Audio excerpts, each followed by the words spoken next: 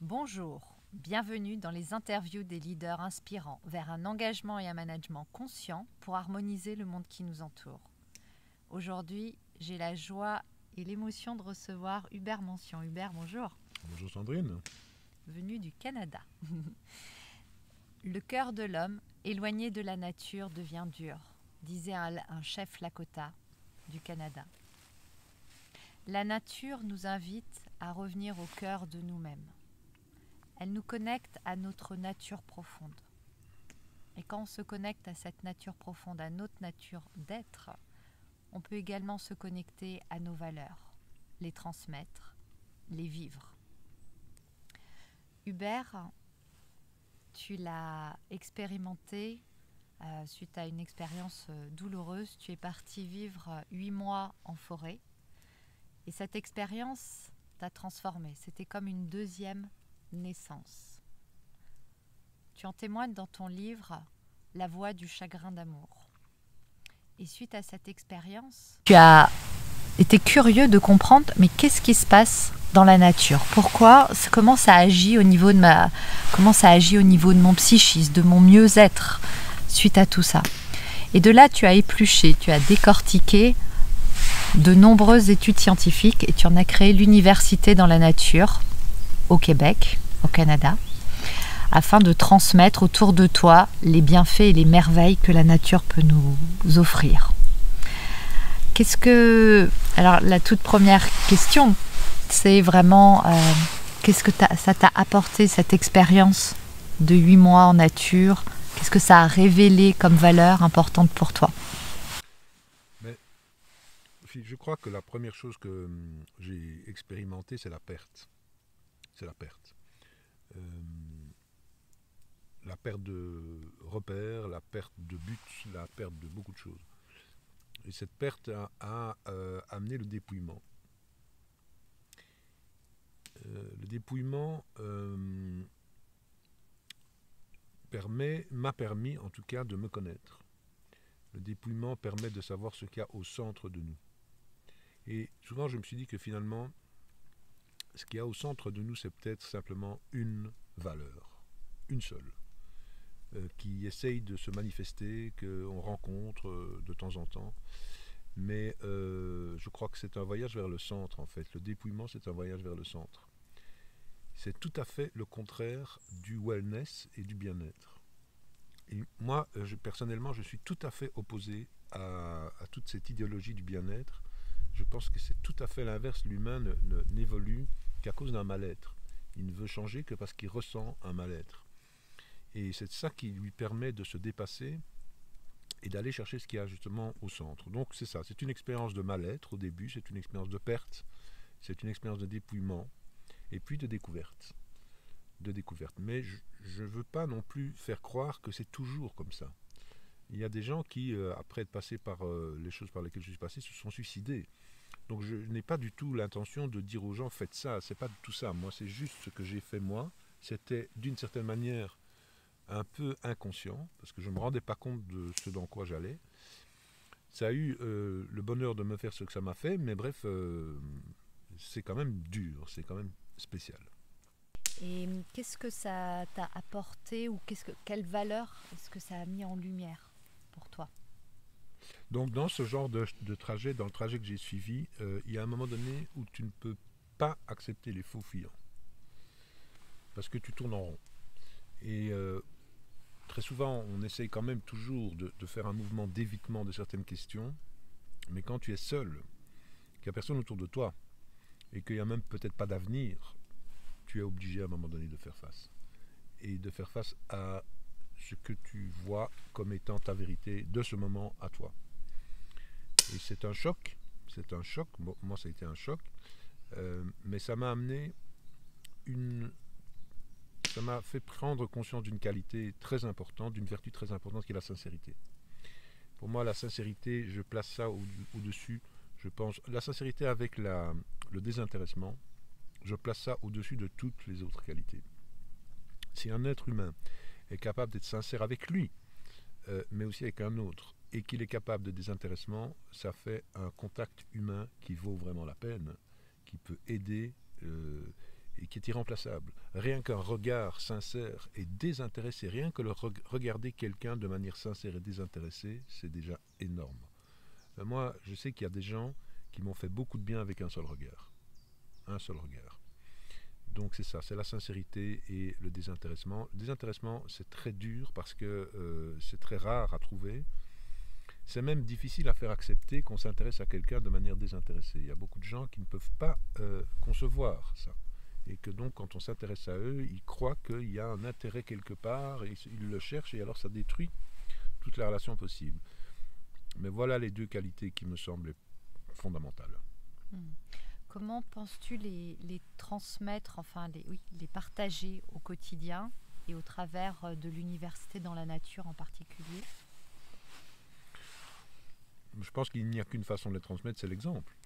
Donc, moi, la sincérité, je suis sincère quand je parle. Je ne pense qu'à ce que je dis. Je veux dire, je ne pense pas du tout à ce que ça peut avoir comme conséquence sur l'image que les gens peuvent avoir de moi, etc.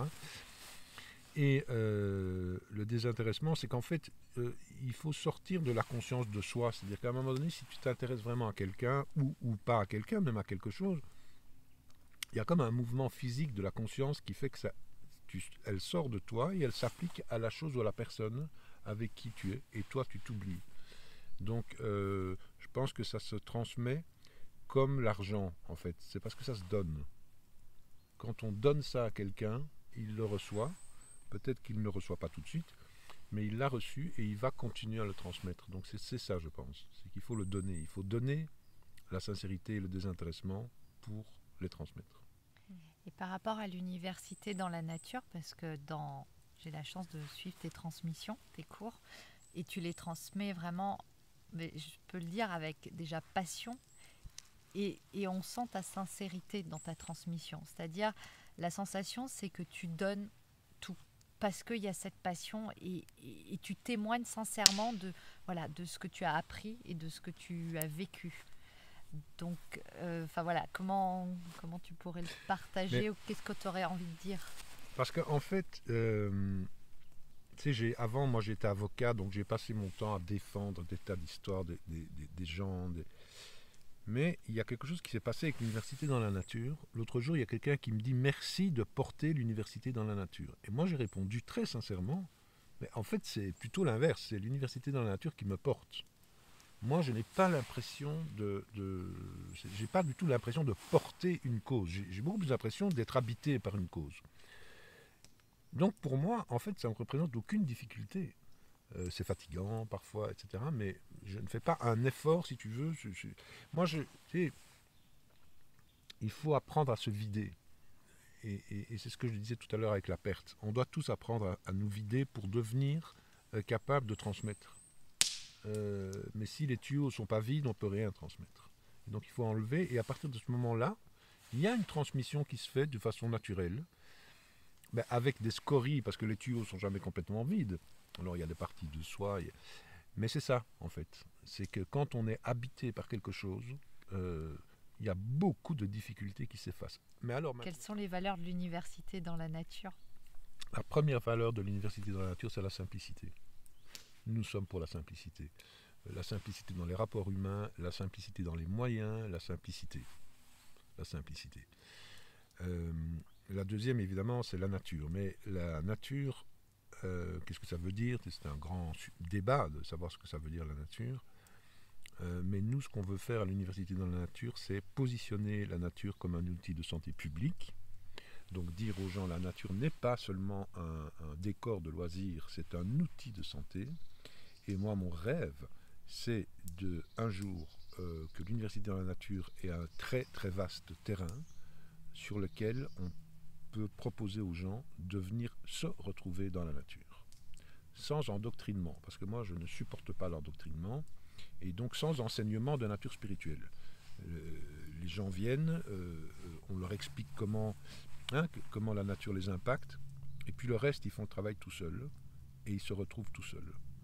Parce que quand on est dans cette solitude et dans cette nature qui n'arrête pas de croître, on sent remonter en chacun de nous un savoir, qui est un savoir précieux, intime, qui ne ressort que dans le silence, et dans une certaine paix. Mais il n'y a plus de lieu pour rentrer en connexion avec ce savoir. Donc, les gens aujourd'hui passent leur temps à apprendre de plus en plus de trucs, de techniques, de livres, etc. C'est bien, mais ça remplit. Or, il faut c'est ce que je disais à l'instant, il faut se vider. Donc, moi, j'aimerais bien qu'il y ait un lieu qui permette aux gens de se vider d'eux-mêmes pour retrouver qui ils sont, et non pas ce que la culture a fait d'eux. Il me semble que depuis la nuit des temps, c'est la nature qui est l'écrin dans lequel on peut faire ça. Et il faut retrouver ça. Ouais. Oui, en fait, ton expérience personnelle qui t'a mené finalement à la simplicité aussi, tu le transmets, on voit bien, c'est ça, hein, l'idée de ces valeurs propres, comment on les incarne, Oui. c'est ce dont Oui. tu as témoigné, et comment on les transmet pour harmoniser le monde qui nous Oui. entoure. Et c'est ça qui a fait naître justement, Oui. enfin, c'est l'idée des interviews, c'est d'amener cette compréhension que ce qu'on porte en nous, on le transmet, on le dit, on Oui. le respire, Oui. voilà. Et donc l'université dans la nature porte ça. Oui, mais tu vois, c'est très difficile parce que il y a toute la question du narcissisme.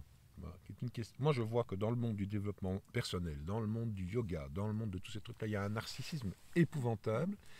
Il y a même des gens qui méditent par narcissisme, c'est-à-dire qu'ils méditent pour pouvoir se dire qu'ils méditent et que donc ils sont spirituels.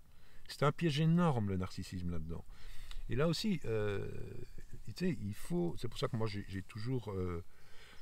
J'ai jamais accepté, moi, l'idée qu'il ne faut pas avoir de maître. Les gens qui sont sur un chemin spirituel doivent avoir un maître. Parce qu'un maître, il t'oblige à aller regarder là où tu n'as pas envie de regarder. Quelqu'un qui fait ça tout seul, eh bien, il va aller regarder là où il a envie de regarder. Donc, il ne grandit pas. En fait, il tourne en rond et il mélange avec du narcissisme. Et puis, voilà, ça devient soi-disant un grand enseignant spirituel. Mais pour moi, c'est une pure imposture. Donc, c'est pas évident, ce n'est vraiment pas évident. Il faut toujours le regard de l'autre à un moment donné, qui nous aide à affiner notre regard. Parce que je crois que le regard que nous avons sur nous est forcément le regard que nos parents avaient sur nous. Et le regard qu'ils avaient sur nous est un regard qui est rempli de tas d'histoires familiales et compagnie, qui n'a rien à voir en fait avec, qui ne voit pas ce que nous sommes. Donc il faut retrouver comment voir ce que nous sommes. Mais comment le faire si on est seul, par exemple? Enfin, c'est tellement compliqué. Et comment faire pour trouver un regard qui nous parle, qui nous dit la vérité? Moi, je pense que c'est essentiel. C'est essentiel. Mais quand on est dans la nature, tu sais, moi, je me souviens toujours, dans la nature, au début, je m'étais dit, mais je suis tout seul ici, c'est quand même incroyable, comment ça se fait que je suis si loin, tout seul. Puis après, je me suis rendu compte que c'était une illusion. En fait, il y avait je me rendais compte que les animaux me percevaient, ils me voyaient. Et à partir de ce moment-là, je me suis dit, mais je ne suis pas du tout seul.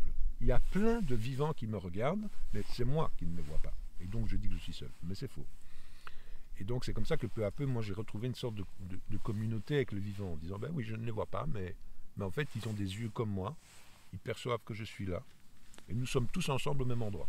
Je suis chez eux, mais chez moi aussi. La nature, pour moi, l'humain est chez lui dans la nature, contrairement à ce qu'on est en train de nous raconter. L'humain est bienvenu dans la nature, l'humain a besoin de la nature, et je suis persuadé que la nature a besoin de l'humain. Mais ça, aujourd'hui, c'est un discours que beaucoup de gens ne veulent pas entendre. Qu'est-ce que l'humain peut... Pourquoi la nature a besoin de l'humain? Ou l'humain a besoin de la nature? Alors que l'humain a besoin de la nature, c'est évident. L'air que nous respirons, l'eau que nous buvons, la nourriture que nous mangeons vient finalement de la nature. Donc ça, c'est évident. Est-ce que la nature maintenant a besoin de l'humain? Moi, je pense que la nature aime l'humain. Comme elle aime les vivants. La nature aime les vivants. Il y a eu depuis des millions d'années un équilibre progressif qui s'est fait entre tous ces vivants. Hein, tu sais, aujourd'hui, dans le biomimétisme, il se pose justement cette question. Comment se fait-il que dans une forêt, il y ait tellement d'espèces différentes, avec des besoins différents, des migrateurs aussi, parce que tu as quand même tous les étés des gens, des oiseaux, des mammifères qui viennent. Comment est-ce qu'ils font pour vivre ensemble? Ils ont trouvé ça avec des millénaires et des millions d'années Et l'humain fait partie de ça aussi.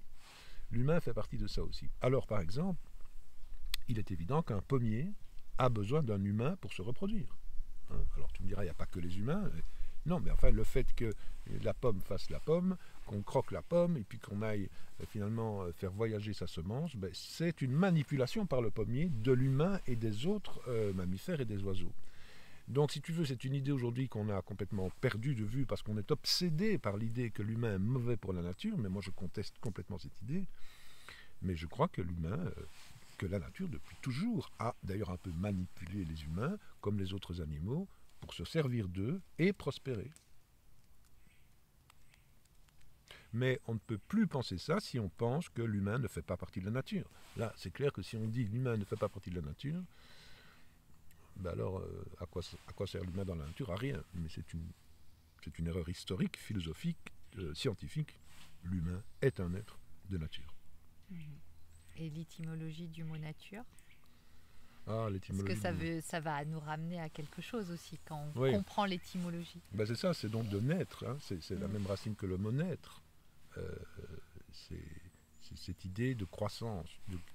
C'est vraiment l'idée de quelque chose qui naît tout seul, sans l'intervention de l'homme. Mais évidemment, c'est une définition humaine.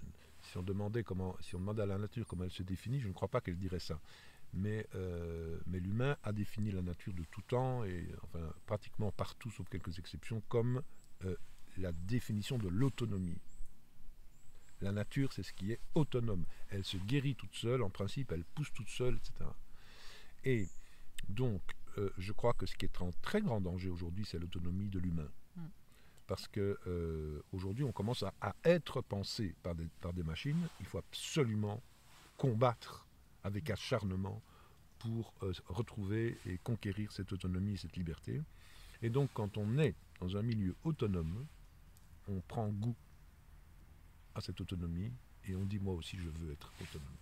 Et c'est ce qu'elle nous enseigne en fait, Oui.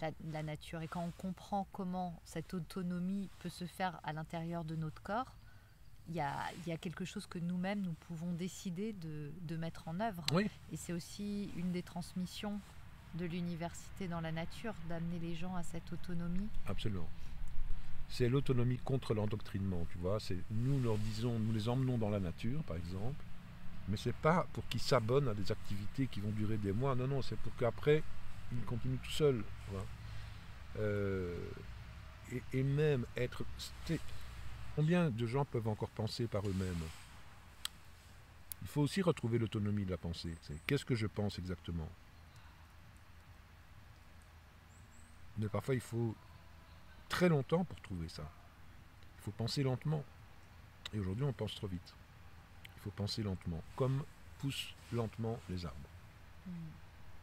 Tu sais, Paul Valéry disait qu'un arbre, c'est du temps rendu visible. Mais d'une certaine manière, c'est aussi une pensée rendue visible, parce que c'est cette pensée de la croissance, qui n'est pas infinie, parce qu'à un moment donné, l'arbre s'arrête de pousser, mais il vit encore. Donc, au Moyen-Âge, les mystiques disaient que la nature permet d'aller du visible à l'invisible. Qu'en observant le visible, on peut comprendre l'invisible, qui est une vieille notion d'ailleurs même d'Aristote chez les Grecs. Je crois que c'est très vrai, c'est très très juste, parce que nous sommes tous habités par une même vie, sous des formes très différentes, et nous faisons des expériences de la vie qui sont très très différentes selon qu'on est un arbre, un humain, un sanglier ou un ours, mais au fond c'est l'expérience de la même chose. Et donc c'est ça qu'il faut retrouver, c'est cette sensation de partager quelque chose en commun qui est la vie. Pas de manière intellectuelle seulement, mais de le ressentir. Quand on ressent ça, pour moi, on passe un cap très important. Parce qu'on aboutit forcément à la solidarité avec la vie, à l'amour de la vie, bien entendu au respect de la vie, mais si c'est simplement mental, ça ne marche pas. Il faut à un moment donné le mental et le ressenti en même temps. D'ailleurs, à l'Université de la Nature, c'est toujours ça que moi j'ai dit, c'est les deux. Il y a des gens qui disent, pas besoin de savoir, on peut ressentir. Ben, l'idéal, c'est bien sûr de ressentir et de savoir. Ça réunit le corps et l'esprit en fait, et on en a besoin pour prendre conscience et intégrer. Oui, c'est ça, c'est les deux. C'est ça un humain. Un humain, il est capable de sentir et il est capable... Parce qu'aujourd'hui, tu as beaucoup de gens qui sont dans le cognitif pur, dans tout ce qui est le monde des entreprises, etc. Moi, j'ai toujours dit, dans le monde des entreprises, la plupart des gens pourraient ne pas avoir de corps. Et ça ne changerait rien à leur travail. Parce qu'ils n'ont besoin que de leurs yeux, que de leur audition, leurs doigts à la limite, mais enfin, ils pourraient arriver sans corps dans une entreprise et tout fonctionnerait très bien. Quelqu'un qui, par exemple, n'a pas le sens du toucher, n'a pas le sens du goût et n'a pas le sens de l'odorat, eh bien, il ne va pas être considéré comme un handicapé dans une entreprise, parce que l'entreprise n'a pas besoin de ces sens-là. Donc, on a ce monde qui est hyper cognitif, et puis pour le contrebalancer, alors on a un monde qui est hyper émotionnel, et on passe tout le temps de cet excès de cognitivité à cet excès d'émotionnel, et en croyant que deux excès s'équilibrent. Mais en fait, deux excès ne s'équilibrent pas. Ils ne font que pomper de l'énergie d'un côté et pomper de l'énergie de l'autre. Je crois que ça arrange un peu le système global, parce qu'évidemment, quand je suis dans un... J'avais fait l'expérience l'autre jour à Montréal, j'étais dans un bureau hyper cognitif, une réunion où il n'y avait que des statistiques, que des chiffres, etc. Puis la réunion se termine, je prends l'ascenseur, je descends au rez-de-chaussée, et là je me retrouve dans un truc où il n'y a que des commerces, avec des photos gigantesques en publicité, avec des photos de chocolat, des photos de... Donc un monde où le monde dans lequel j'étais en haut me disait ne ressens rien mais calcule, et j'arrive au rez-de-chaussée, et là on me dit ne calcule rien et ressens. Et dans ces deux cas-là, il n'y a aucun désintéressement. Et quand mon émotionnel est vidé par l'hypercognitif, qu'est-ce que je fais? Quand je suis là, je dépense pour avoir des émotions et pour avoir des ressentis. Donc ça arrange qu'il y ait ces deux déséquilibres. Mais ce n'est pas bon pour l'humain. Moi je dis toujours aux gens quand on est dans la nature, après tout un temps, après l'activité qu'on fait, l'état mental et l'état physique dans lequel on est maintenant, relaxé, on est content, on est de bonne humeur, on est calme. C'est notre état normal à nous en tant qu'être humain. Mais on l'a oublié. On croit que l'état normal, c'est d'être agité, inquiet, anxieux, toujours dans le passé, dans l'avenir et tout. Non, il n'y a pas besoin de faire de yoga, il n'y a pas besoin de faire tout ça. Il suffit simplement de redevenir un être vivant. Et pas simplement ni un être hyper cognitif, ni alors un être hyper émotionnel, parce que les êtres hyper émotionnels n'ont pas d'esprit critique, donc sont prêts à croire tout ce qu'on leur raconte, vont se faire manipuler, etc. Donc il faut vraiment les deux. Il faut vraiment les deux. Et si tu as envie de partager quelques mots de fin, justement, à transmettre par rapport à la nature, ton expérience, incarner ses valeurs.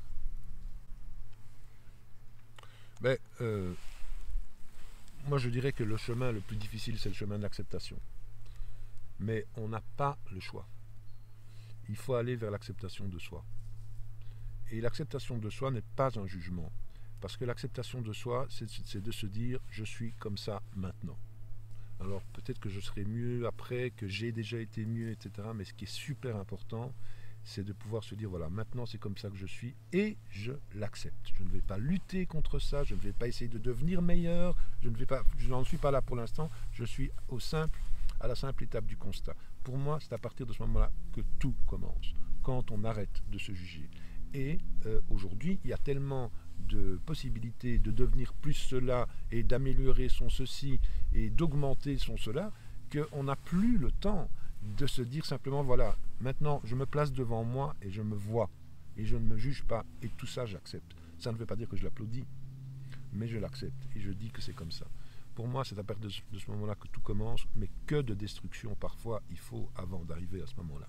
Moi, il m'en a fallu beaucoup. Il m'en a fallu beaucoup.